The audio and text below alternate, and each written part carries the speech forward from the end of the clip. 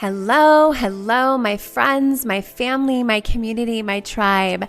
Welcome to the Hippie Moms Podcast. Yeah. What's up, everyone? So happy you're here. Thank you for joining me today. I had so much fun recording this podcast with my dear friend and mentor, Carrie Keller. She's just a beautiful soul, and I can't wait for you to get to know her.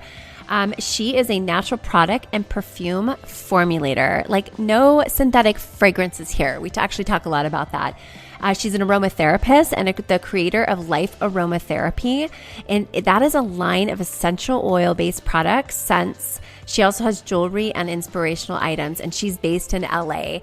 I've been a huge fan of Life Aromatherapy for a really long time. She's also an intuitive channel. She's dedicated her life to helping empower people on their journey through her channeled readings and high vibrational products.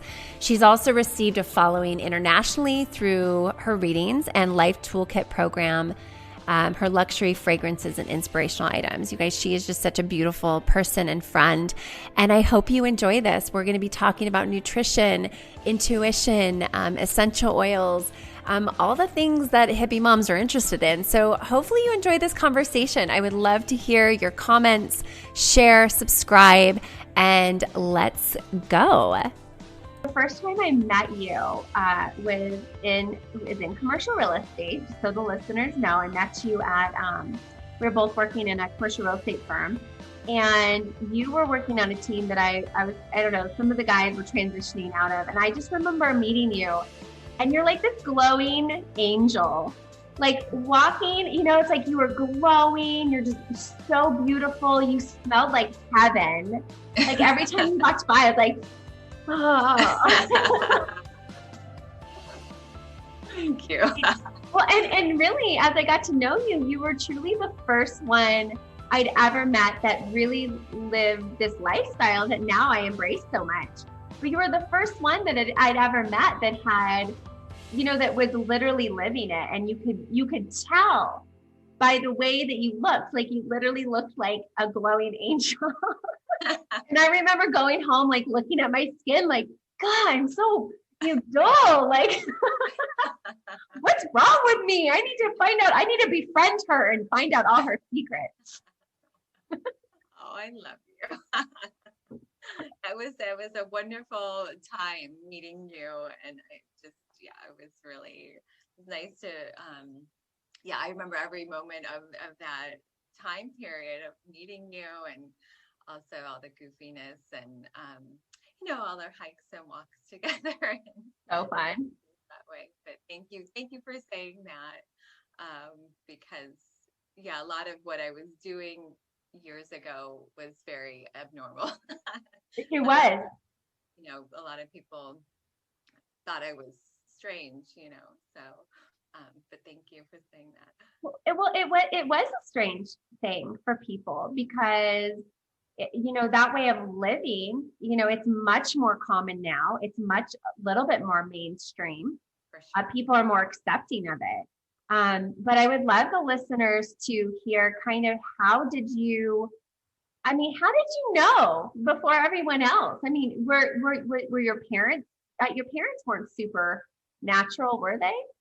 No, I do feel like I came into the world, like being a little different. I mean, they used to call me the alien of my family.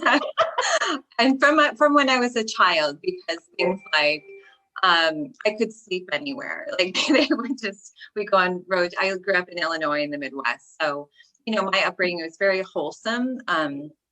And my mother's a wonderful cook. She always had well-balanced meals. And everything to some degree at the time was natural, as food changed, then she would limit, we couldn't have sugars. She would never buy the sweet cereals. We'd have like Life, which, now comparatively, Life cereal back then was kind of bland, and we'd have to limit how much sugar we were able to add to it. And so I grew up in a big family. I have 4 siblings, And so I was able to kind of be in my own world sometimes. And it was with my grandmother. I spent a lot of time with my grandparents, who both sets of grandparents lived around the block from where we lived in Illinois. And so that was nice. I could just walk over to my grandmother's and I would cook with her. And I learned so much through her because she would make homemade pastas and use herbs, and she wasn't natural by any means, but she really educated me. And once again, my mother was an excellent cook. So, I learned about food early on. One of my first home ec in 5th grade projects was I made marinara sauce in school. I was just doing very odd things for my age. I always felt older and like just different. So then that evolved. We moved to Arizona when I was around 12. And Arizona was so different from where we lived in Illinois, because Illinois, where we lived, was just so green and lush. And then we also had a house in Wisconsin. So I was always around nature. We're always outside, playing with flowers and bugs. And so moving to Arizona, the desert at the time was very unusual. And I think I kind of went inward a bit. And I just would study about, the healing properties of some of the herbs in the food. And then I had met a friend who was I was always physically active. I was never like in sports, but I would, independently, I always like to do my own thing. And so I just started reading about herbs, and I was exercising and trying to educate myself on food and how to eat well. It was just natural. And then that evolved because, my parents, when I began that journey, I wasn't eating enough. And I had problems with that, because I was trying to do it on my own without the education, just, reading books, but I just wasn't eating enough. And that was a whole other kind of venture, because I started to understand when you don't eat enough of the right foods, especially protein for me, I could see it in my hair, and things changed pretty rapidly. And I was, in my early teens when this happened. So I got an education on nutrition. I literally went to a nutritionist. My mother was really aware, and that was fortunate because I had that knowledge at such an early age. I think I was 15 when that happened. And then I started to adopt those principles of like what I learned through, for my body type, like getting adequate protein, I was already eating apples and, all fruit and, just mostly veggies, just again, not enough protein. And so I adapted. And then over the years, my interest in, world religion, spirituality, eating well, like it just all started at that time. I was amazed. I wanted to learn more and more and more. And then I recognized like how sensitive I was and how important these tools were for my well-being to like feel okay in the world. So again, it started early. I was, my family thankfully, adapted to things that I wanted to eat. But I also love my mom's cooking. And, like I said, she was always good about having balanced meals. Nothing was processed. To this day, like she still, cooks a whole, from scratch every meal for my dad. And, I think that helped tremendously in my well-being. Sometimes children aren't able to have that opportunity to eat whole cooked meals, things from scratch. And I think that makes, and things, food made with love. Yeah. So, you always got to put love in food. Yes. It's a very important ingredient. People don't even understand that energy of, I know when I make meals, when I'm angry or PMSy, they don't taste very good. I look over and Scott's eating and he's like, he doesn't want to say anything to get me mad. Am I okay to eat this? Am I okay not to like? I'm like, you're eating all my negative energy.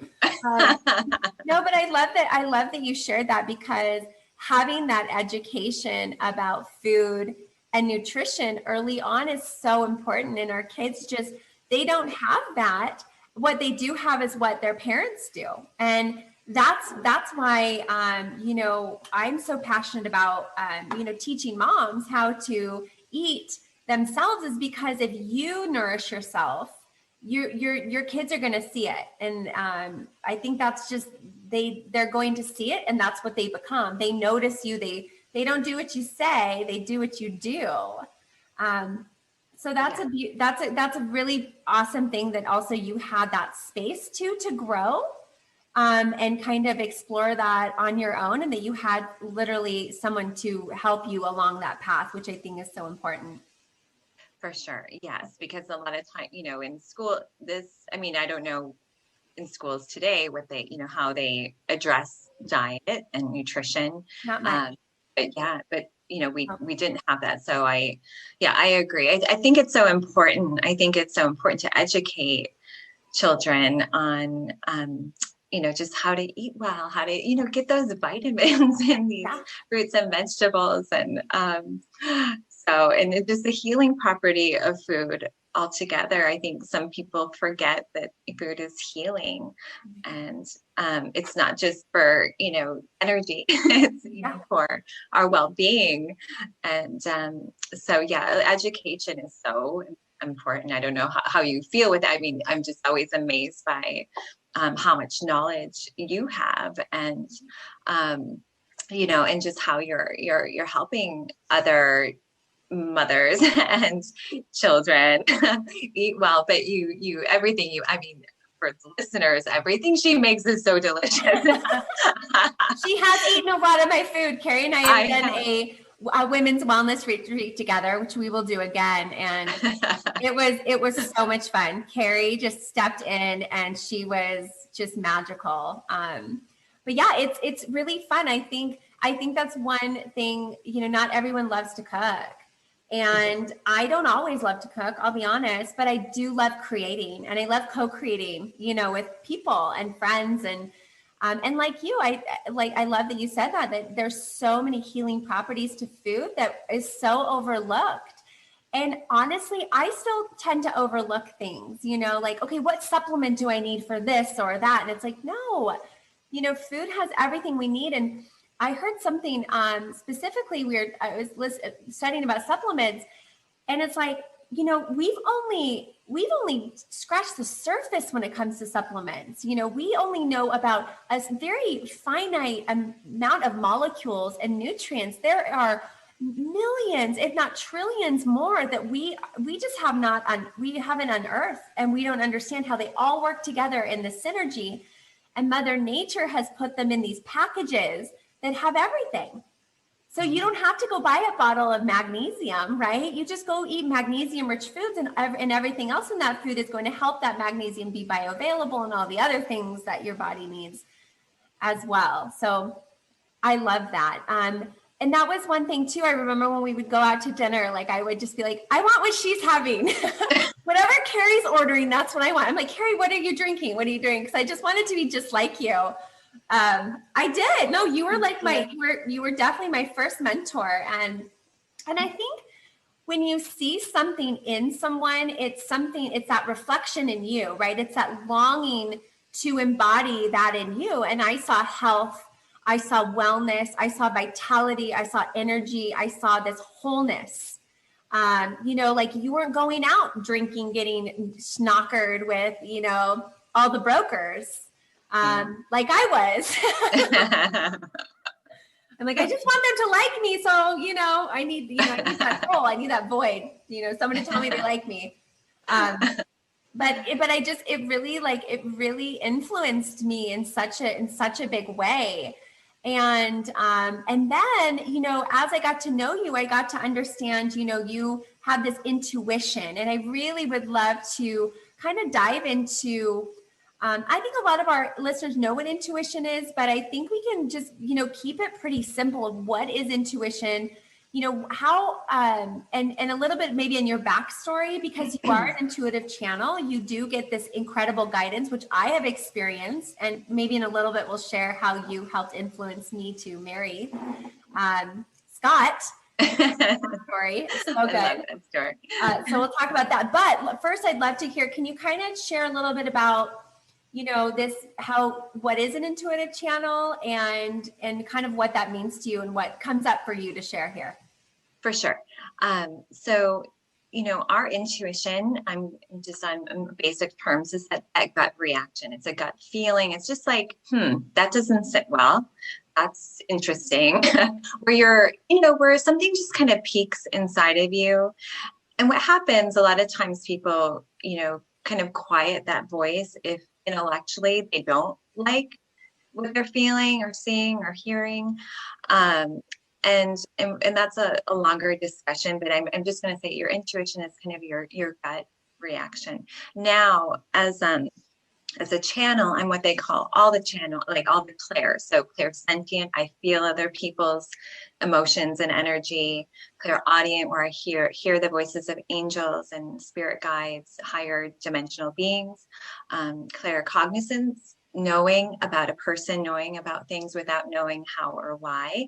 And then clairvoyant, which is just also kind of just knowing information. And then I'm a psychic medium, a channel for people that have passed over. So, with all of this, not all intuitives are all of those channels. Sometimes you're just one. That's why some people will use tarot cards. That's their channel. I don't do that. And I actually, with my readings early on, I never anticipated doing readings for people. I had to learn for years about my abilities because they started as a child, and it was fun and light at that time. And then in high school, I started feeling different. I felt different from everyone. I felt years older. I felt like I was like a 30-year-old in high school. What am I doing here? Like, I just wanted to get out. And I had friends, but not kind of knew everyone, but really personally, I had my sisters, I was sensitive. So I really stuck to my family, and I would have one best friend or, a couple of close friends that knew me, but really I was very private because the sensitivity would overwhelm me to some degree. I didn't like feeling so different. And so I developed that. I developed the channel over the years, and there were times in my life where my intuition was really clear and I just didn't listen because I was doubting myself. I was doubting that voice. So it took a while to trust my abilities. And then once I did, I feel like the floodgates opened and then I'm like, all right, I accept this about myself and I'm going to use it to help people because, that's really my intention with my readings is to be a channel of that love energy. And that higher vibrational energy to help people heal and move forward in their lives. So, so I feel like listening to that voice within is so important, but it does take some time to build confidence in even hearing it, accepting it, allowing. Absolutely. What do you believe, or this just came, what are some things that kind of block us from hearing the intuition, and how can we make maybe small changes to help us hear that, that guidance? Because I'm with you, that guidance is so incredible and so always in time and supportive, and it's like our soul nudging us to, fulfill the purpose we're here to fulfill. But so many of us, we either one, we're not connected, maybe two, we just have some blockages. So what are some simple or maybe more complex things that we can do to have a little bit clearer connection to that? For sure. I'm going to say drink water. I'm joking because Yeah, you always yes. talk about water. But water is important. Just drink water. That's it. But I do drink water because it clears your vehicle. And but I think some simple tools are, I think why I think sometimes why people aren't listening to their intuition. I think mothers with their children have that connection. But sometimes that connection doesn't transfer into other areas of their life. And why I feel is sometimes we're not aware of, number one, how we're taking care of our bodies. I think that's essential. Like I had to do so much to open my vehicle, meaning with, and this is just for me, but eating well, like treating my body well, to exercising, to clear my energy. So I think that body awareness, like just simply paying attention. Am I breathing? Like, how is my breath today? Is it shallow? Okay. Why is it shallow? Kind of doing some investigating. Okay, I have an ache in my, back. Like, is something bothering me? Do I not feel supported? A lot of our physical sensations are signals from our intuitive voice to say, hey, like, pay attention, don't ignore this. Don't ignore the situation.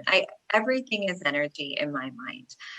So, paying attention to things that don't feel right, or if, for instance, you leave the house, you're feeling great, you're excited, you're like, okay, I'm in a good mood today.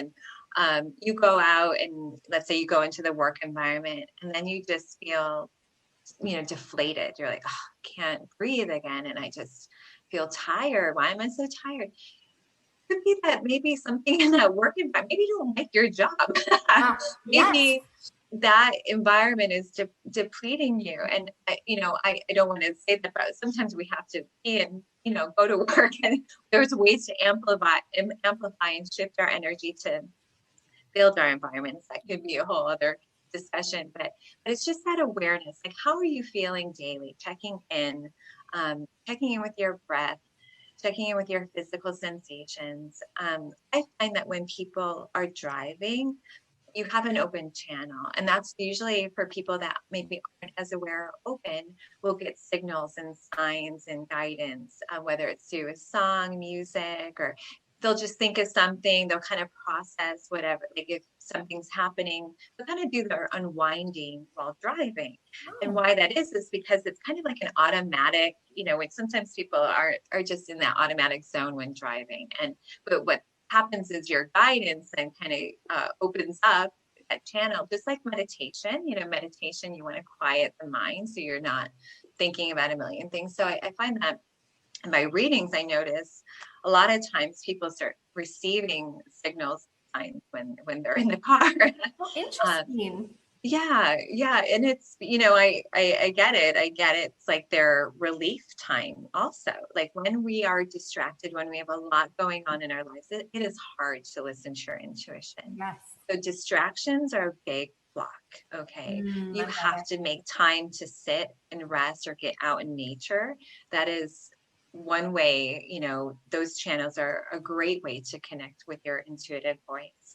And it's also a creative voice. When you're walking out in nature, you may get ideas, you may feel relief, you may feel lighter. And so I think that's so essential, like carving out that time to be by yourself if you can, or at least even get out in nature with your children, really helps to open that channel.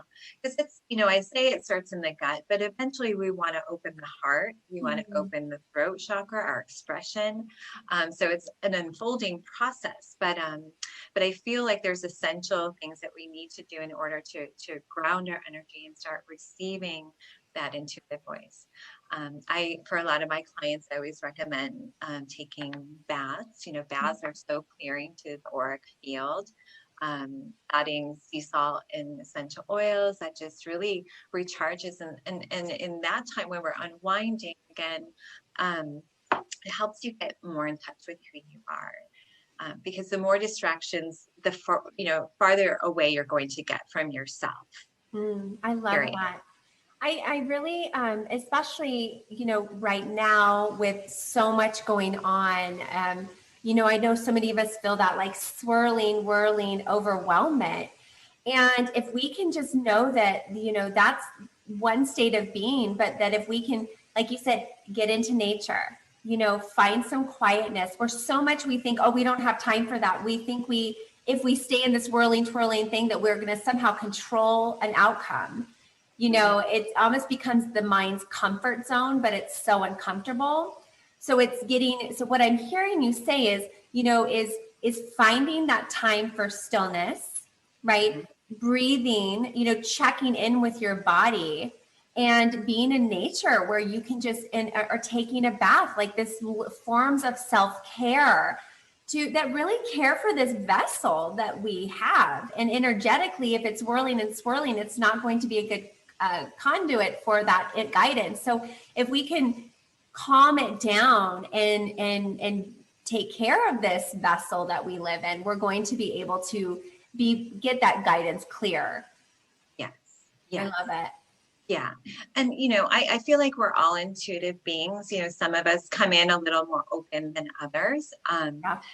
And, so it's a practice. It's a practice to stay connected to who you are. Mm-hmm. I'm someone that I love to be busy. I love to work. I've always been that way. My parents said I used to run through the house. I was like never walked. I would just run. And I kind of feel like, I always start my day off with meditation, and I meditate, unfortunately I wake up early enough to meditate for an hour. You can meditate for 5-10 minutes. That's enough. But yeah, I have to set my day that way. So I'm grounded, and then I can, then, get into all my activities and feel more balanced, like starting my day that way. And, it makes a huge difference. It really does. If you can just connect and breathe, even if it's 5 minutes, and just one thing I love to do too is just think of the things that you love in your life, the things that you're grateful for, because energetically that's going to kind of lighten your spirit, your soul. You're going to kind of feel that, that oxytocin and that, those good feelings that gratitude helps us feel. And it just really helps the mindset for the entire day.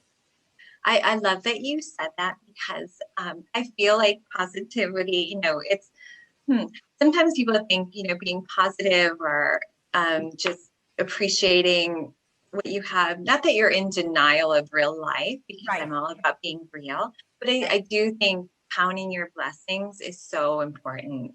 Just really, even if it's 5 things that you're grateful for every day, it really does help to boost your energy and your auric field and your mood, like you said, your brain. So yeah, I think that's really important, because we can easily look at all the negative things in life, but there's both, there's blessings every day. It's so right. And I love that, because it's like you're almost priming your mind to look for things in the morning. And if we're automatically kind of wake up, we turn the news on, we get on our phone, we have no control over the information we're digesting. But if we just keep that stuff off for 30 minutes, an hour, and then say, what do I want to focus on? What do I want my mind to be more focused on, and really, if you really think about it, I mean, the fact that we got up today is such a blessing. The fact that we're breathing today, we have another opportunity to live, to be with our families, but we take it for granted. I take it for granted all the time. I take my kids for granted, my husband, my family. I'm always like, you're so annoying. And they are annoying, and that's okay. I am too. I'm annoying too.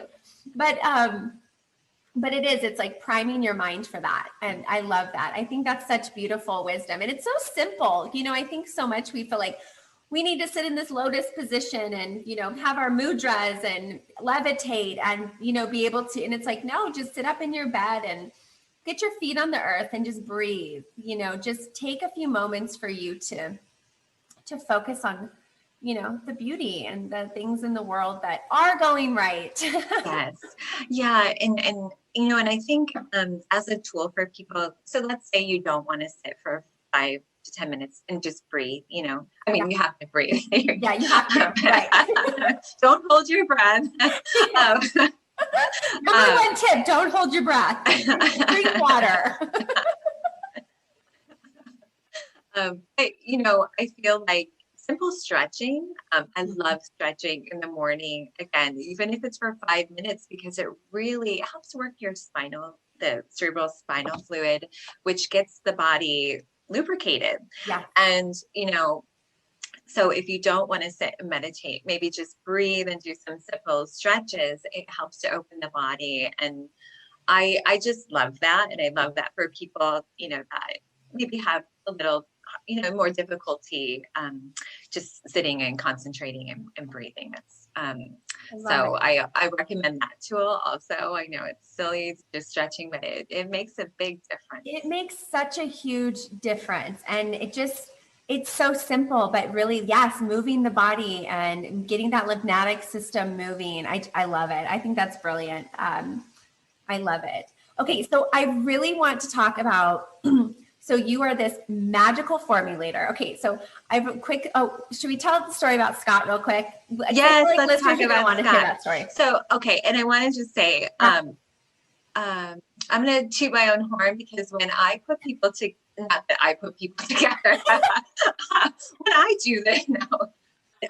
Becky, Shoot it, girl. Hear this story again, but so you are my third friend that through guidance, because sometimes I wanted to say to your listeners, sometimes speaking up, like something, saying something in a situation or offering guidance, if you're really feeling it, it could be scary or it could be like, oh my God, like, am I okay to say this? And put these people together. I sure, hope that it works out. But anyway, I love these stories because they're like magical. This is where the magic is in life. So, because there's a lot of synchronicity in your story. So I want you to share. Well, it is. And and I love that you say that because there's a lot of times where stuff comes up for me when I'm in conversations with people and I'm like, okay, I have no idea where this is coming from, but I have to say this. And they're just like, oh my gosh, that's yes. And I'm like, huh, it's not me. I can't get it, but it is. It's like, if we can just, be that voice and that guidance for other people, that's also how we receive guidance, right? Through music. That maybe we can touch on that real quick. Through music, through, like you said, through maybe conversations we hear, or someone says something to us, or it's not always just a thought that comes into our mind. It's messages that if we just are aware, we're going to see the signs. Yes. Yeah. Exactly.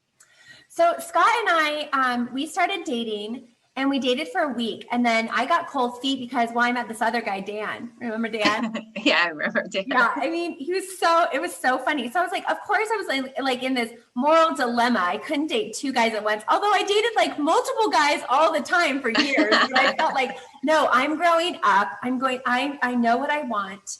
And I'm going to date one guy once. So I met Scott. We dated for a week and it was great. I really liked him. But I think I just got I was scared of a commitment. Like, guys were such jerks. Like, they were, I didn't want to get hurt. So I'm like, well, I'm just so I called it off with him.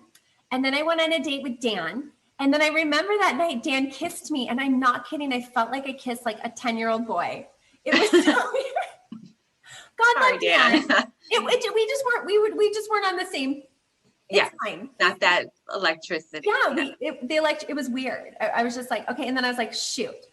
So then the next day we go on this hike in South Mountain and we're walking around and I'm just like telling you my dilemma, telling you my whole heart. Because that's what we did. We'd go and walk and talk for hours about everything. And I was just like, yeah, I just don't know about Scott. And you're like, I really think you should call him. I really think you should see him again. And I'm like, really? Because honestly, Carrie, most of the time you're always like, nah, he's not the one. No, you can do better. So when you said this to me, I was like, wait, what? Really? And you're like, yeah, I think you should call him. And I think you should give him another spot. And I just remember you just kind of get, saying like you see things, like you just, there's a lot of things you see, like, and you hadn't even met him, but just from what I told you. And I was like, okay. So I went home, I called him. He was heartbroken I had called it off with him. He was literally up at the cabin that we have together now with another girl. I remember you move fast. What'd you say? No, I'm just that I said I remember this. Yeah. And he literally was like, okay, I'm coming. And he packed her up, packed the cabin up, dropped her off and came over to my place. Oh my God. And that was history. We were together ever since. I love that because I feel like Scott's very intuitive, very sensitive and intuitive. And, when you would talk about him, I mean, I've just always really liked him. I think, that it just always maybe a little, not protective, but like his like a cheerleader. You For are. him You a cheer little for bit. Scott all the time. I really appreciate it because I need it because I can complain about him all the time. But I love that story because I mean you took action on something too. So sometimes we don't know, especially after a week, of dating someone, we don't always know. And yeah, I just love that story. I'm so happy you two ended up together. Thank you. Now we have two beautiful boys. And honestly, he's been such a guiding light for me to do what I love. And I mean, I wouldn't be here without him. I really wouldn't. So, Oh, so thank you. you're welcome. You deserve all Thanks the to our credit. angels. So before we wrap it up, I really want to talk about, so I'm going to share a quick story that I want to hear. So every time I was with you, you always smelled amazing, like all the time. I was just like, what is that? It was just like this calming, soothing. I'm like, I just want to spray it. So whenever you had it, I'm like, can you spray that on me? You'd be like this, like the viewers can't see, but she'd be spraying herself and I'd like run behind you to like catch the vapors. It was so amazing. And so I remember I was like, oh my gosh, I remember you saying it's like rose geranium. So I was like, okay, I'm going to go get some. So I go to the store and I buy some of this perfume, right? It's like perfume. And I remember wearing it. I'm like, oh, now I'm going to smell like Carrie. And I remember we go to dinner one night and you're like, do you mind? Could you go and wash that? That perfume off? Because I think it was giving you a headache. And I was like, oh, it is. I did not understand about synthetic perfumes at all. And here I was slathering it all over my body, messing up my hormones. But that was the moment where I really understood about aromatherapy and about essential oils. And you were like this guiding light to help me stop putting this horrible synthetic crap all over my body. Thank you. No, I remember, I was like, so that's for your listeners again, being a sensitive person, it kind of like, I was sensitive to fragrances, chemicals, like I would just get terrible. I'm not one to get migraines, but if I inhaled certain substances, I would get horrible like headaches and just felt like pressure on my forehead and sinuses. And that was difficult because like with Becky, someone you love and you're like, oh gosh, like I'm having an allergic reaction. So it's paying attention to what you need, but sometimes it's hard to say those things or make those changes. Yeah, well, and we were close enough where you could tell me that and I loved it. And now I'm the exact same way. I mean, if I'm around someone with synthetic fragrance, and even if they hug me or touch me and I literally cannot, I mean, it's all over my clothes. I've had people come into my house before wearing cologne and it will not leave. It's horrible. And what I understand is these fragrances, these synthetic get into your nostrils and literally kill the cells that actually help you smell. So you stop smelling these things and you think it smells great, but it's actually killing the earth. Well, and it's really, why I got into formulating. So, for your listeners, I have my own line of luxury natural fragrances and chakra sprays and skincare. But why I started, especially with the fragrances, I wanted to create, I love perfumes. Like I always, I mean, from childhood again, I remember smelling my mother's perfumes. And at the time, her generation, they were real perfumes. They had essential oils. They maybe didn't classify it that way, but a lot of the French perfumes were primarily natural to some degree. And as, that evolved and, corporations started to see, oh, we can make a lot of money if we use synthetic ingredients and kind of mimic the scent profile. I always loved fragrance. I struggled with that because in college for a bit, I worked in cosmetics and I was working for a brand called Clarins, which I loved. It was all natural, but I was also surrounded by other perfume companies. And I had to leave that job, probably like I made it a year, but those scents would bother me. I was like, well, what can I wear? And I actually at the time found Carrie Keller created Angel, and it was the one that I could wear because it had a lot of essential oils. It's changed now, but again, when he launched it, that's why. Like I didn't. Now, if I were to smell, I probably have sensitivity because as you start to eliminate these chemicals, I feel like you do become more sensitive. You can identify what's chemical more easily, like when it's reintroduced. Like so, like cleaning product, anything like that. I just can't use it. So I developed these luxury fragrances because I wanted to. A lot of essential oils are wonderful. I mean, they can just be used, like you're saying, you can just use rose geranium pure oil and it's going to smell amazing. It's going to smell so lovely. But I wanted to create complex formulas that smell like luxury fragrances, but that are all natural. And so that was like, that's my passion. I just love doing that. But I also love doing that because I know it's healing for the body. A lot of times we don't really understand how these chemicals affect our bodies. They affect our reproductive, our hormones. Yes. They can cause cancers. They can cause a lot of immune issues. And so it is important, at least for me, to be very aware of what I'm putting on my body, what I'm putting in my body. And so the fragrances, I just wanted to create something that people could enjoy and feel like you smell like you're, buying a perfume from France. Yes. and something special, but that's all natural, Well, and I love that you have the two lines because I feel like the luxury perfumes are like they're so complex. They're beautiful. They are more like what you would potentially buy a high, luxury scent. I mean, they're just very, what's the word I'm looking for? Complex. They're beautiful. And then you have the chakra line, which is, I would you say they're a little bit less complex because I feel like they're a little bit more, they're lighter. They're more of like something that you could just have all day and like spray all over your face. And like, I mean, they're so beautiful.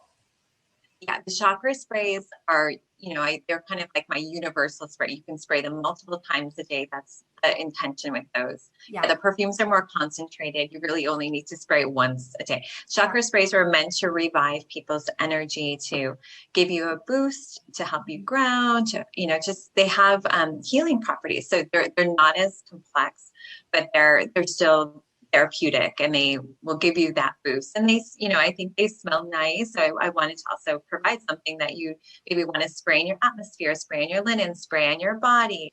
They're fine for the hair, but they will energetically boost your energy field. And so the fun part of the chakra sprays is let's say you want to work on grounding, or I want to work on opening my heart. You can work with them on a ritual level to open those channels too. So yeah, those are formulated similarly. The molecules still will travel through. So how aromatherapy works is those molecules that you inhale travel to the brain, the frontal lobe and the central brain, and they send signals to the body to either calm the mind down, calm the body, calm the nervous system, or lift you up. Like, there's studies with lemon oil in particular, when diffused in classrooms, how students' retention goes up 1,000%, not just 100%, like 1,000%, their memory. And so there's a lot of science to these essential oils. So those formulas were really just made for healing and to help empower people to work on themselves, kind of boost their energy, have a little sanctuary that you can carry around with you wherever you go. And your 2 ounce, I made that, a specific size so that people could travel with them, leave them in your car, whatever. So you're always like using them. Yeah. They're amazing. No, I remember I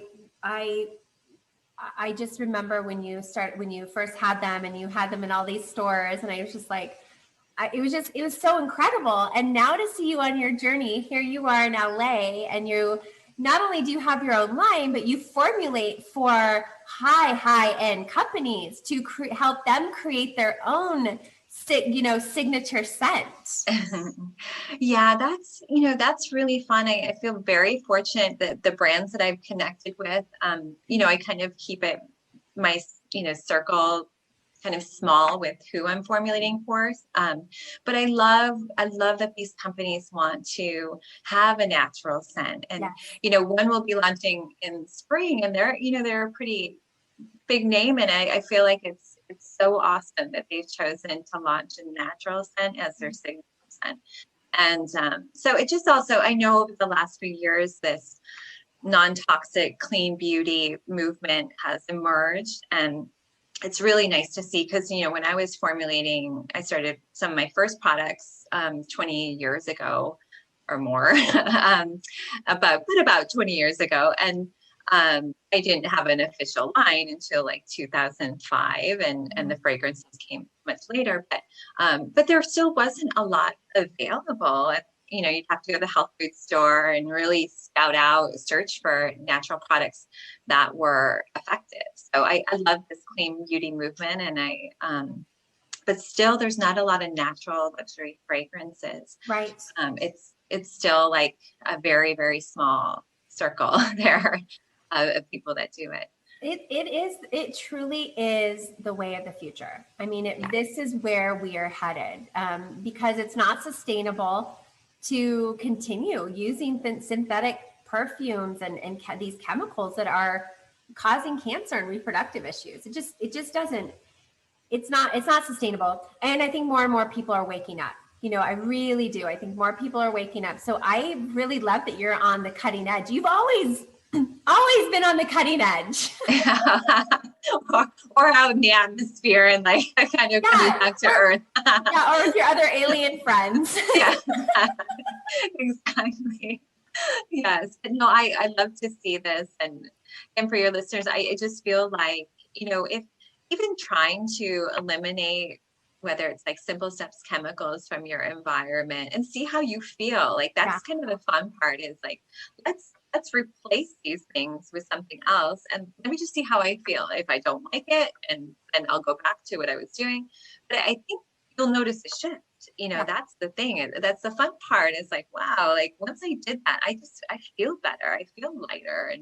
And it's a game changer. It really is. And I love that you alluded to that, that's my motto, baby steps. We just change one thing at a time. And if it's, choosing a more natural line like Life Aromatherapy, or your luxury fragrance line, that's a step that you can still smell so amazing, but you're not contributing your toxic burden. If anything, you're lightening the load and supporting your body. I mean, it's a huge shift. I love it. Yeah, I think, all of us, we have stressors, we have things in our lives. It's just managing, well, what can I do today? Just each day working towards one thing, making, one conscious choice. And then it builds, that's what it's about. It really is. It really is. So you have a special gift. You have 2 gifts for our listeners. We're going to put these in the links to the podcast. So what are you sharing with our beautiful community?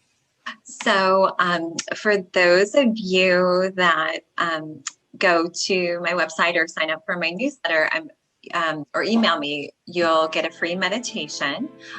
This is a meditate. I hope you like meditation. Everyone should love meditation. Yeah.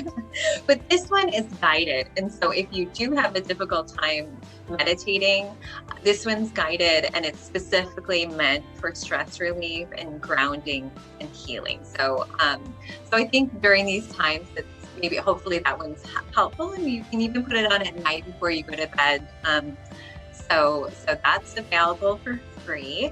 And then I will be offering a discount for your listeners. If they do purchase any products, I'm offering 20% off. So we'll do that for, maybe we'll you and I can talk. We can put it, if you want to put it in the show notes, but maybe do it for a couple of weeks to give people time to, if they wanted to do that. So we'll offer 20% off for those that have listened to this podcast. So those are my gifts to you. Thank you so much, Carrie. No, thank you. I love you. I'm so happy you're here. And if any of you, so her, Carrie's website is lifearomatherapy.com. And you can find her there. She's also on Instagram. Is it Life Aromatherapy on Instagram too? Yes. And are you on Facebook with Life Aromatherapy?